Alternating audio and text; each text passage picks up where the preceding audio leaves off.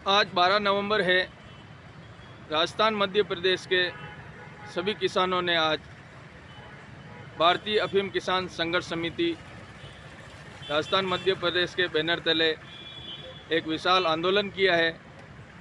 हमारे साथ आज मौजूद है भारतीय अफीम किसान संघर्ष समिति के राष्ट्रीय विधिक सलाहकार एवं चित्तौड़गढ़ जिले के बार संघ अध्यक्ष सावंत जी सीमाली।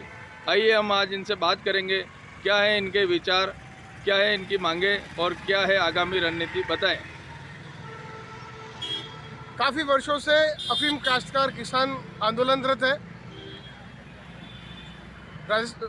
केंद्र सरकार जो वर्तमान में बीजेपी शासित सरकार है, उनके तानाशाह राजाओं द्वारा बिना किसी नीति को तय कर बिना किसी नियमों के निर्धारण किए एक नीति के ऊपर अफीम काश्तकारों को थोपने का प्रयास किया जा रहा है, जो गलत है। किसी भी नीति को लागू करने से पहले उसके नियम बाहर जारी किया जाना महत्वपूर्ण है और उन नियम सही है या गलत है उनका निर्धारण भी है कि नहीं उन नीति के अंतर्गत काम में लिया जाना सर्वथा गलत और विधि विपरीत है। इस तरह के जो तानाशाही नियम किसानों पर थोपे जा रहे हैं उसके विरोध में किसान संघर्षरत है।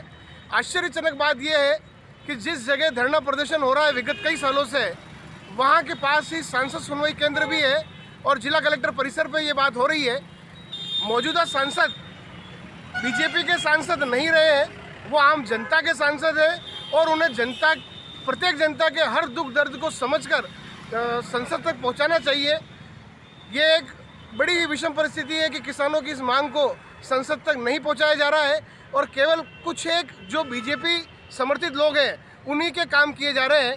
आज एक बात और देखने में आई है जिससे बड़ा खेद हुआ है और ये मालूम होता है कि जो अफीम काश्तकार विगत लंबे समय से 10 साल से 20 साल से संघर्षरत हैं, उनकी मेहनत रंग लाने वाली है और वो श्रेय कहीं वो न ले लें। इस कारण से बौखलाहट में आरएसएस और बीजेपी के लोगों ने एक अलग संगठन खड़ा कर एक नुमाइशी प्रदर्शन करने का प्रयास किया है और जो कि जनता सब समझती है कि ये प्रयास जो है केवल मात्र राजनीतिक रोटियां सेकने के लिए किया है।